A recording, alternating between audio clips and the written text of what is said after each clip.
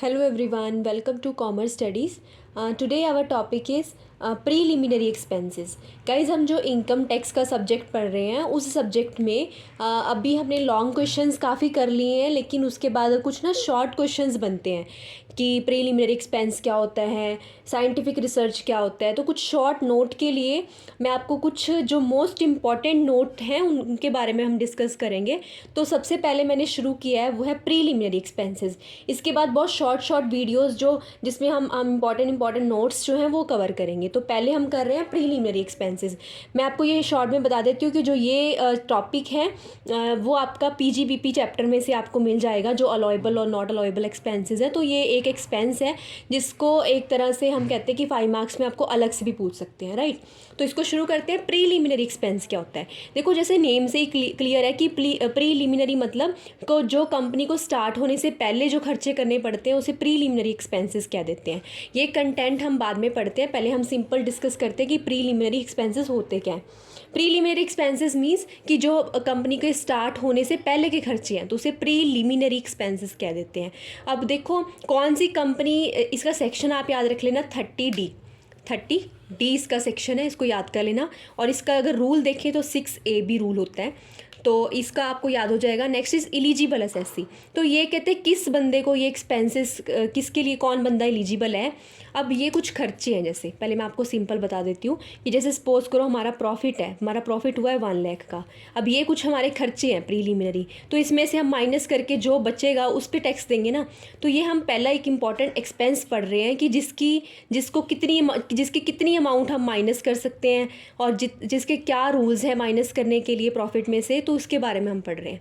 तो पहले मैंने जैसे आपको बता दिया कि प्रीलिमिनरी एक्सपेंसेस मीन्स वो वाला खर्चा जो हमें कंपनी को स्टार्ट होने से पहले करना पड़ता है। तो और ये एक्सपेंस कौन कौन पर्सन एलिजिबल है या कौन कौन पर्सन ये वाला माइनस कर सकता है, वो है इंडियन कंपनी या फिर पर्सन जो भी इंडिया का रेजिडेंट है वो इसे कर सकता है।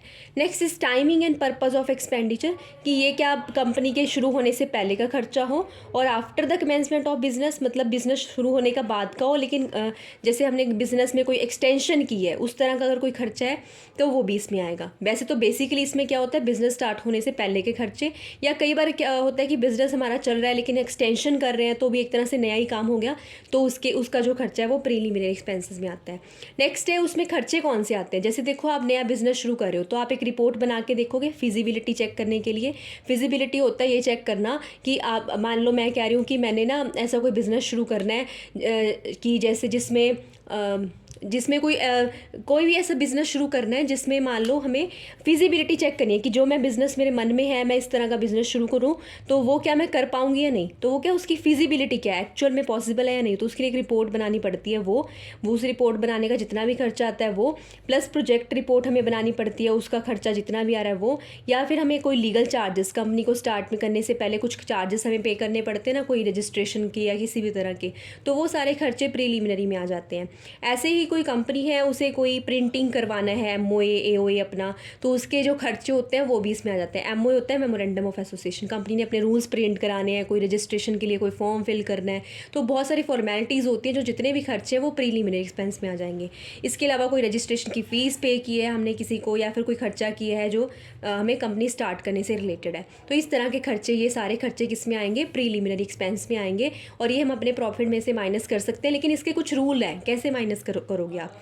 मैक्सिमम अमाउंट आप कितनी माइनस कर सकते हो कि 5% of the cost of the project, जितना भी आपका प्रोजेक्ट है उस मतलब कॉस्ट है उस प्रोजेक्ट की, उसका 5%, या फिर एक्चुअल, या फिर जितनी अमाउंट है। जैसे आपका 1 लाख का प्रोजेक्ट है, मतलब 1 लाख का बिजनेस है, तो उसका 5% या एक्चुअल में जितना आपका ये खर्चा हुआ, दोनों में से जो लेस होगा उतना आप माइनस कर सकते हो।